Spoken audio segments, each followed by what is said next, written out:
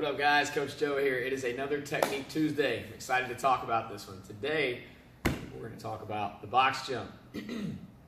Box jump is an exercise that a lot of people, I think, use differently nowadays than we used to.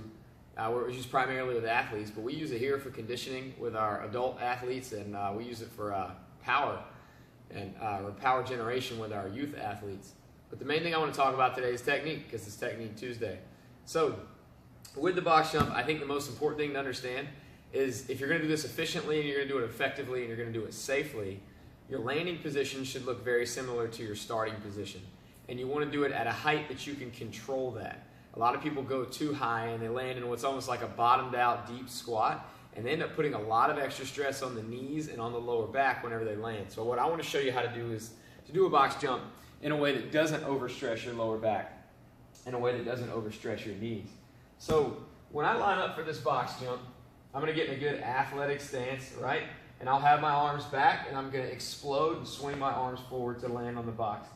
I'm going to be nice and stiff when I land. So you might hear my feet hit a little bit, but I also want to have enough control on that landing to where it's not like I'm absolutely smacking the box with my feet. So if I start about right here, I want to land the same way. The reason we do a box jump is because it gives us a platform to land on after we jump nice and high, instead of jumping nice and high and then coming back to the ground and absorbing all those impact forces upon landing. So think about a box jump is actually a relatively safe exercise to catch you at the top of your jump, rather than just something to jump as high as you can and see how high you can lift your feet up. All right, so starting a good athletic stance, I'm going to swing the arms and jump, land right here. Now oftentimes I'll land with my arms back behind me to throw my arms into the box. As we get people, sometimes when they're doing these box jumps and they're going fast, they'll come up and they'll land here, but they might land leaning back and they'll start to tip back and fall off the box. So if you throw those arms down into the box, oftentimes that helps you land more effectively so that you're not tipping off. So we're right here, good athletic stance, come up, throw those arms into the box, and then we step back down. Sometimes we jump off the box and jump back up, but generally we're doing that for the purpose of improving someone's ability to get off the ground quickly, which isn't as important for most people as it is for our youth athletes.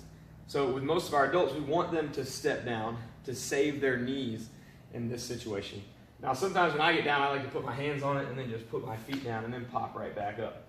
Now if you're doing a lot of box jumps for time, for conditioning purposes, sometimes it's a little bit different, but that doesn't mean that the safety aspect and the effectiveness aspect of the movement needs to go out the window just because you're trying to go really fast.